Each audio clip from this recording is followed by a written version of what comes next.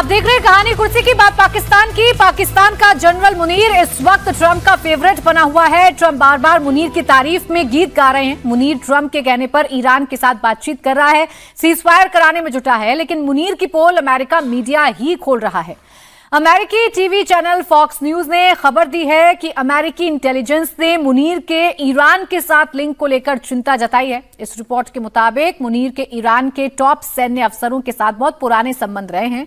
मुनीर के ईरान के Quds force के कमांडर कासिम सोलेमानी और रिवोल्यूशनरी गार्ड के कमांडर हुसैन सलामी से अच्छे रिश्ते थे। इजरायल के हमले में अब ये दोनों कमांडर मारे जा चुके हैं। अमेरिका इंटेलिजेंस अफगानिस्तान का उदाहरण देकर भी ट्रंप प्रशासन को सतर्क कर रहा है। पाकिस्तान ने 9/11 के बाद आतंकवाद के खिलाफ मुहिम में मदद के नाम पर अमेरिका से जमकर फंड लिए थे, लेकिन तालिबान की मदद जारी रखा था पाकिस्तान ने। तो क्या इस बार भी पाकिस्तान डबल गेम कर रहा है? क्या इस बार भी पाकिस्तान सिर्फ पैसों के लिए सब कुछ कर रहा है? ये अब आसिम मुनीर को लेकर अमेरिका के अंदर ही रिपोर्ट्स आ रही हैं। अमेरिकी टीवी चैनल्स ही इस बात का खुलासा कर रहे हैं कि मुनीर से सतर्क रहना है, क्योंकि ट्रंप तो इस वक्त मुनीर की तारीफें कर रहे हैं। ट्रंप तो इस वक्त मुनीर पर भरोसा कर रहे हैं कि शायद ईरान से जो बातें चल रही हैं, जो पीस टॉक की बातें चल रही हैं, जो समझौता है, वो मुनीर करवा दे। लेकिन क्या मुनीर इसमें पूरी तरीके से एक्सपोज हो जाएगा, हर्षवर्धन जी? नहीं, देखिए, एक्सपोज हो जाएगा जैसा नहीं है। ये कहा जाता है ना कि कोई व्यक्ति आंख मूंद कर लेटा हुआ है, सो नहीं रहा है। अमेरिका वही कर रहा है। और अमेरिका क्या, ट्रंप वही कर रहा है। अभी जो कंसर्न कंट्रीज की लिस्ट है उसमें अभी अभी जो रिपोर्ट आई है थोड़े दिन पहले ही अमेरिका की, उसमें पाकिस्तान सबसे ऊपर है। पाकिस्तान में सबसे ज्यादा एक्टिव टेररिस्ट ऑर्गेनाइजेशन है, 19 डेजिग्नेटेड टेररिस्ट ऑर्गेनाइजेशन है जो पाकिस्तान में। उसके बाद कोई भ्रम नहीं है। और आसिम मुनीर जिस तरह से काम करता रहा है, उसमें उसके जो रेडिकल इस्लामिस्ट फोर्सेज हैं, जो टेररिस्ट हैं, उनके साथ उनके रिश्ते हैं।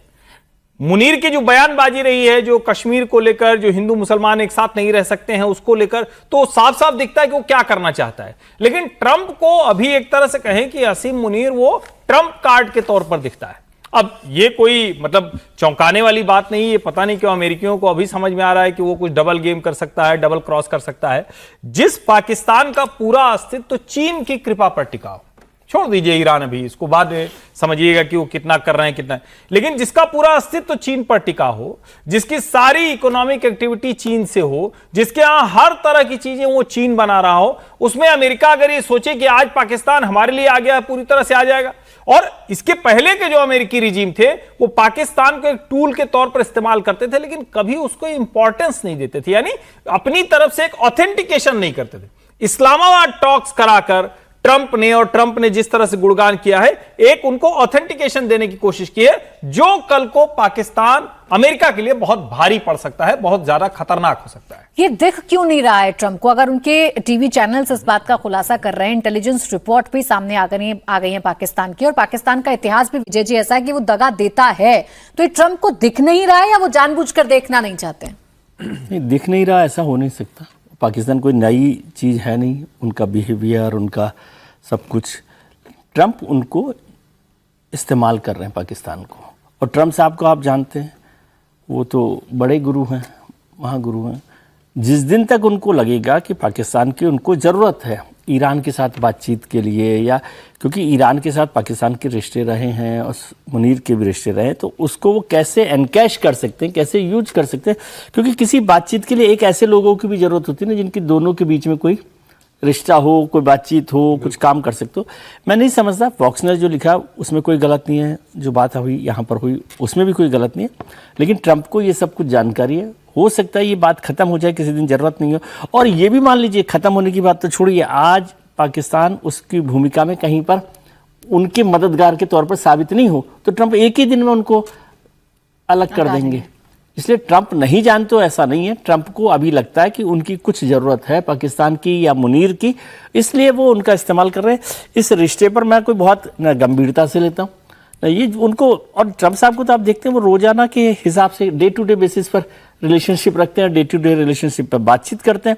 उनको आज तक लग रहा है कि इस्लामाबाद टॉक्स, मान लीजिए ये फेल हो जाती है, तो वो कहते हैं कि मुनीर ने धोखा दिया, ये पाकिस्तान ऐसा करता है, इस्लाम। इसलिए उन पर कोई वो बात नहीं है। अभी उनको लग रहा है कि पाकिस्तान उनके लिए एक मददगार हो सकता है या कार्ड के तौर पर काम में लिया जा सकता है।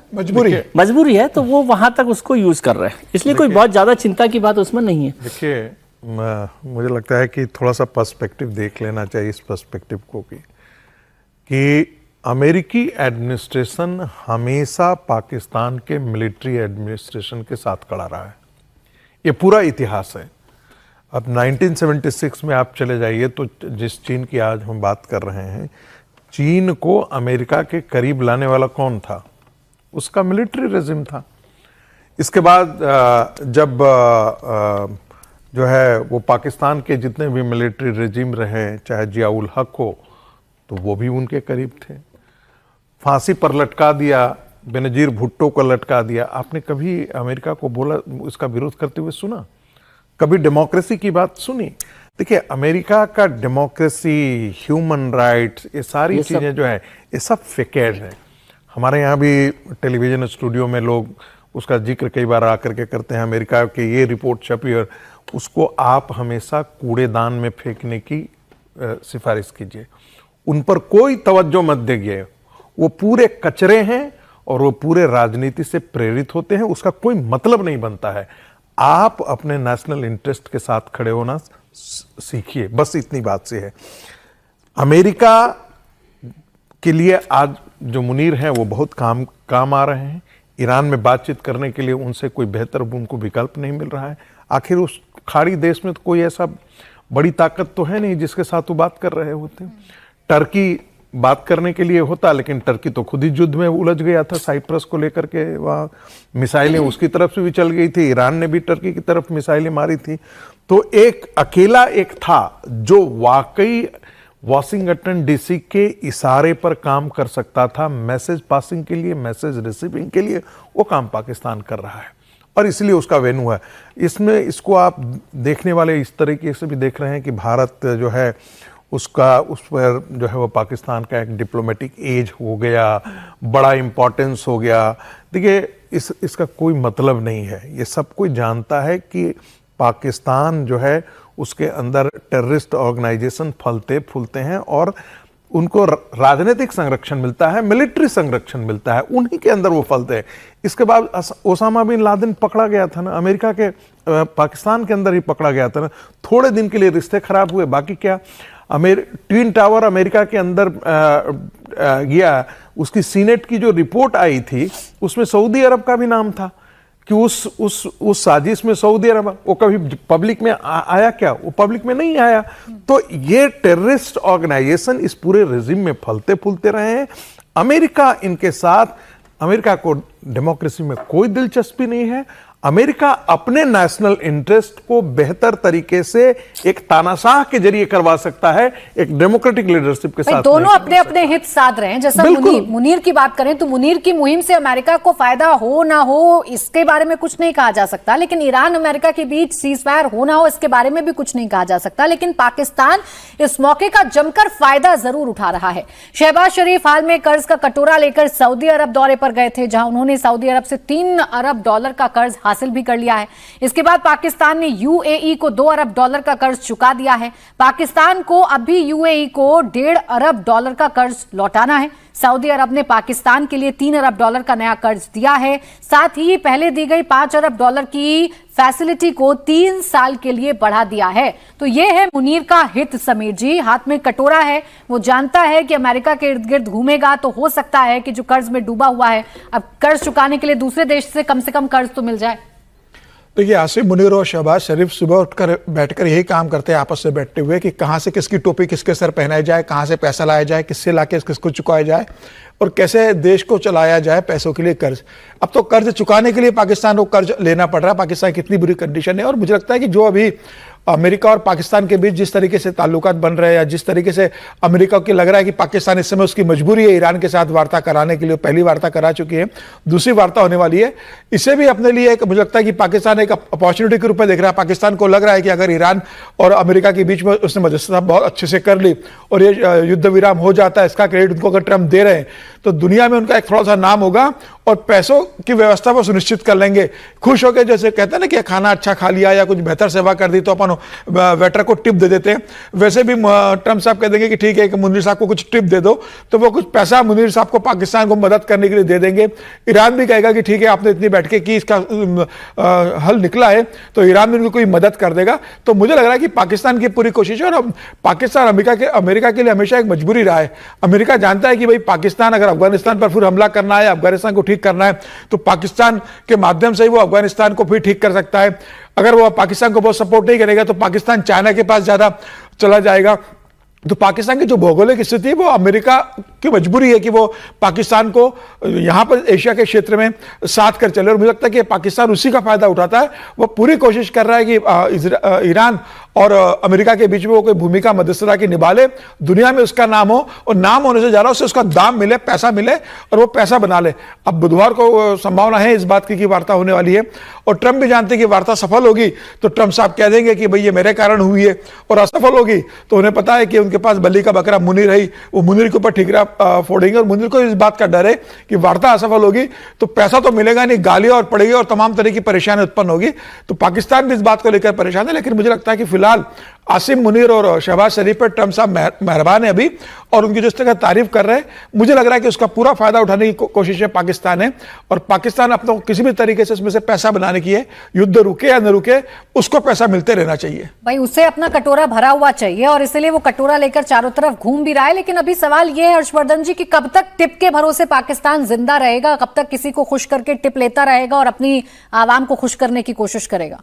नहीं, देखिए इसमें कोई कंफ्यूजन नहीं है। पाकिस्तान की पूरी इकोनॉमी ही यही है, और वो एक जिसको कहते हैं ना कि टेरर इकोनॉमी, और जो दुनिया में एक डर है, उस डर को कैसे वो एनकैश करता है। और उसको अगर उस शब्द में कहें जो बार बार हम लोग कहते हैं, लेकिन बोलते हुए लगता है कि उसको वो शब्द ठीक है कि नहीं किसी देश के लिए, वो मूलतः ब्रोकरेज पर चलने वाला देश है, मूलतः दलाली पर चलने वाला देश है।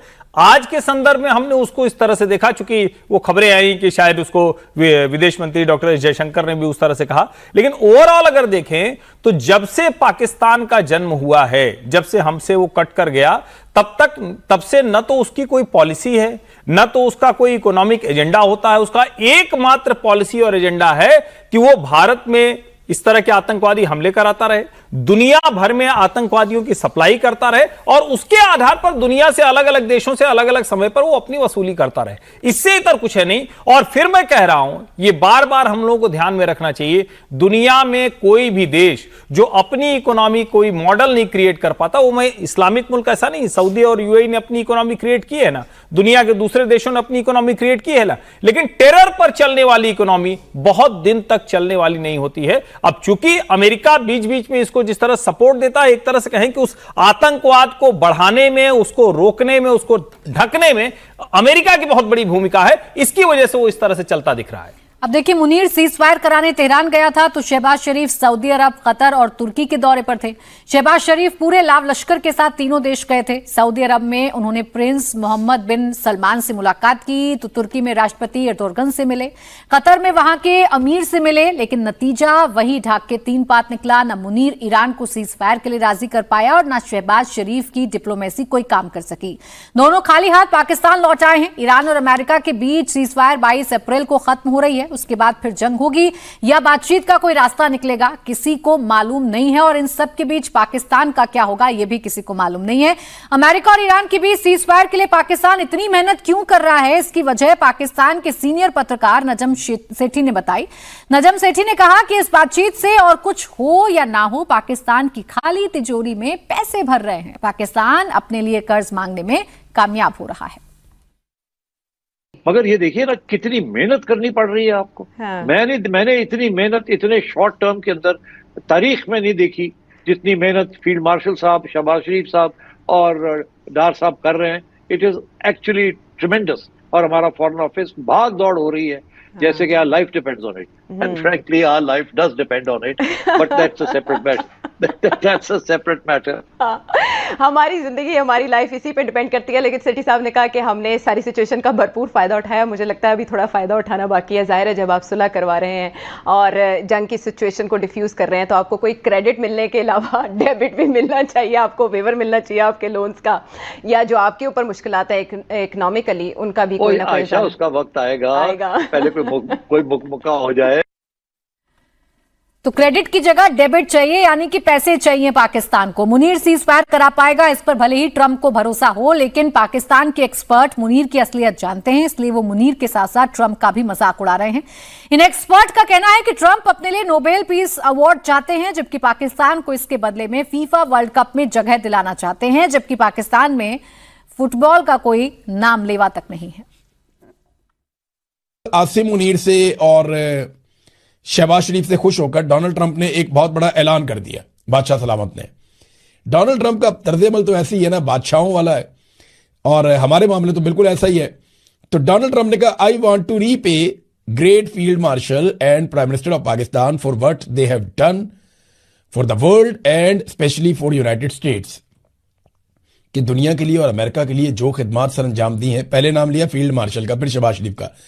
डोनाल्ड ट्रंप को आहिस्ता आहिस्ता पता चल गया इन दोनों में सीनियर कौन है और जूनियर कौन है। तो डोनाल्ड ट्रंप ने पहले नाम लिया फील्ड मार्शल का, फिर बाद में नाम लिया शहबाज शरीफ का। वो भी समझ गया कि अर्दली कौन है और ऑफिसर कौन है। तो फील्ड मार्शल का नाम पहले लिया, शहबाज शरीफ का नाम बाद में लिया, और ये कहा कि हमारे लिए बड़ी खिदमात इन्होंने सर अंजाम दी है, तो मैं इन्हें एक इनाम देना चाहता हूं। कोई एक आधी टीम बाहर निकालो फीफा वर्ल्ड कप में से और पाकिस्तान की टीम को फीफा वर्ल्ड कप के अंदर डाल दो, यानी अपने लिए नोबेल पीस प्राइज और हमारे लिए सिर्फ वर्ल्ड कप के अंदर पार्टिसिपेशन। पता है पाकिस्तान टीम की क्या दुर्गत बनेगी? हमारा खेल ही नहीं है फुटबॉल। भाई हम तो क्रिकेट खेलते हैं, हमारे खेल और तरह के, बॉक्सिंग खेलते हैं हमारे लोग, क्रिकेट खेलते हैं और बहुत सारी गेम्स खेलते हैं, लेकिन हॉकी भी खेलते हैं, लेकिन फुटबॉल नहीं खेलते। देखिए, क्रिकेट खेलते हैं लेकिन उसमें भी पिटते हैं, और अभी तो पाकिस्तान खुद फुटबॉल बना हुआ है, और उसके अंदर के लोग भी ये जान रहे हैं कि आसिम मुनीर और शहबाज का पूरा खेल क्या है और किस तरीके से अपनी आवाम के खाली पेट को भरने की कोशिश कर रहे हैं। अभी जो सेठी कह रहे थे कि भाई ये भागदौड़ इसलिए, मेहनत इसलिए विजय जी, ताकि कुछ तो मिल जाए हमें, कुछ तो मेहनत करें, कुछ तो कर्ज मिले, कुछ तो पैसा मिले। बिल्कुल ठीक बात है नजम सिरी साहब। इसलिए मुझे लगा जब आपने बोला कि वो खाली कटोरा लेकर आ गए, तो मैं उसमें आपको रोकना चाहता था। खाली कटोरा लेकर नहीं, खाली कटोरा आप रेफरेंस में कर रहे हैं बातचीत के ईरान और अमेरिका के। उनका कटोरा तो भर गया ना, उनको इसमें कोई लेना देना भी नहीं है। जैसे आपने कहा अभी हर्जी एक शब्द का ब्रोकरेज का इस्तेमाल कर रहे थे, मैं नहीं करता, लेकिन ब्रोकरेज वाले लोगों को दूसरे के बिजनेस से कोई लेना देना नहीं होता है। अपना जो कमीशन है, अपनी जो स्थिति है, वो पक्का होना चाहिए, और उसमें दोनों में कोई लेना देना भी उनका नहीं होता, ना कोई रोल होता उनका। तो इसलिए वो इसमें लगे हुए हैं और वो पैसा उनको मिल रहा है। और आप सोचिए, नजम सेठी बड़े पत्रकार है वहां के, उनको ये नहीं लग रहा कि ये खराब काम हो रहा है, कह रहे ये मिल रहा है। और जो एंकर महोदय है वो भी कह रहे हाँ मिलना ही चाहिए ना। ये पूरे पाकिस्तान का मिजाज जो है वो इस बात का है कि भाई जब हम ये काम कर रहे हैं तो इसमें आना चाहिए, और जो साहब कह रहे हैं कि भाई पाकिस्तान को फीफा कप में आ जाना चाहिए, और वो भारत पाकिस्तान नहीं जानता। अरे पाकिस्तान तो पूरा फुटबॉल बना हुआ है दुनिया के लिए, तो इससे बढ़िया गेम उनके लिए क्या हो सकता है। और क्रिकेट में पिटते हैं, फुटबॉल में पिट लेंगे, क्या फर्क पड़ जाएगा? प्राची, वो पाकिस्तान की स्थिति तो वैसी है, जब घर में शादी होता है ना, शादी होती है, त्योहार होता है कोई, तो बहुत बढ़िया से बारात आती है। बारात जब विदा हो जाती है तो दूल्हे के पिता या लड़के के पिता कहते हैं हाँ भाई, तो सारे मजदूर सामने खड़े हो जाते हैं, झाड़ू लगाने वाले, पोछे वाले, उनको जेब से निकाल के 50-50, 100-100, 500 रुपये टिप देते हैं। तो आसिम मुनीर साहब की और वैसी है कि ईरान और अमेरिका बातचीत करके निकल जाएंगे, अभी ट्रंप साहब कहेंगे हाँ लाइन से खड़े हो जाओ, और 100-200 रुपये देंगे, वो उसी से देश चलाएंगे और अपनी खुशी मनाएंगे। तो वो स्थिति है पाकिस्तान की इस समय। एक चीज जिक्र करना हम लोग, मुझे लगता है कि करना ही चाहिए इस चीज का, इस पूरे लड़ाई में चीन की भूमिका के बारे में हम लोग कम डिस्कस कर पाए हैं। और मुझे लगता है कि वाकई यदि इस लड़ाई को लड़ रहा था ईरान, तो वो चीन के सहारे लड़ रहा था, रसिया से भी ज़्यादा चीन के सहारे लड़ रहा था। ट्रंप चाइना जाने वाले हैं, क्या उनको ये समझ में नहीं आ रहा है कि भारत को जिस तरीके से उन्होंने इग्नोर किया क्वाड को लेकर के, क्वाड की मीटिंग होने वाली थी वो नहीं आए, जिस प्रकार से ट्रेड डील होना वो था, उनके जिद और उनके नाक के कारण वो ट्रेड डील नहीं हो पाया। उनकी असली चुनौती इंडो पैसिफिक में चाइना थी। उनकी शक्ति को, अमेरिका की माइट को यदि कोई दुनिया में आज ललकार रहा है, तो बिना एक बुलेट चलाए हुए ईरान के पीठ पर हाथ रख करके यदि अमेरिका को पीटने का काम किया है तो चाइना ने किया। उनको आज भी सोचना चाहिए कि भारत के साथ दोस्ती ज्यादा इंपॉर्टेंट है या पाकिस्तान के साथ दोस्ती। सोच कहाँ रहे ट्रंप, उनके मन में जो आता है, जो उनका मन करता है, जो मूड करता है, वो ट्रंप कर देते हैं सुबह उठते ही। बहरहाल बहुत शुक्रिया आप सभी का हमारे साथ आज की चर्चा में जुड़ने के लिए। कहानी कुर्सी की में आज के लिए बस इतना ही। आगे